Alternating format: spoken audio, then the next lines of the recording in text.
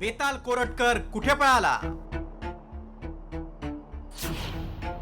कोरटकर विरोधात नागपुरातही गुन्हा दाखल. प्रशांत कोरटकरला कोणाचं अभय?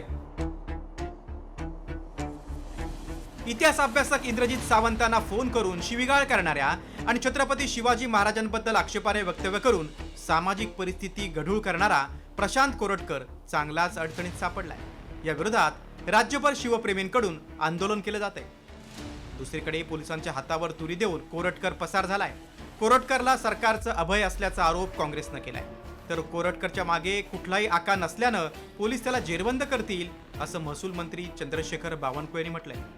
आता या आरोपीला अटक होत नाही म्हणजे आश्चर्य आहे. त्यांचे फोटो सोशल मीडियावर ज्यांच्याबरोबर बघतोय ते बघितल्यानंतर अटक होईल का शंका, अटकपूर्व जामीनच मिळेल. तर सरकारचा मानसिकता नाही. छत्रपती शिवाजी महाराजांच्या बद्दल अवमान करणाऱ्यांना अटक करण्याची या सरकारची मानसिकता नाही. टाका वगैरे लागत नाही. पोलीस शोधून काढतील, चुकीचं असेल त्याला जेरबंद करतील. कोणत्याही परिस्थितीमध्ये कोणताही दबाव पोलिसांवर नसतो.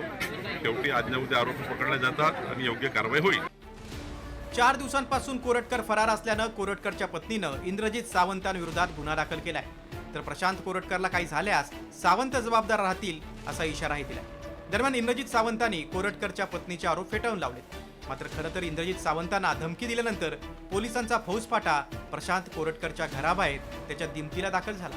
त्यानंतर कोरटकर विरोधात कोल्हापूर, नागपूर आणि आता जालन्यात गुन्हा दाखल झालाय. मात्र पोलिसांचा एवढा फौजफाटा असतानाही कोरटकरनं पोलिसांना चकमा कसा दिला याची चर्चा रंगली. ब्युरो रिपोर्ट, साम टीव्ही न्यूज.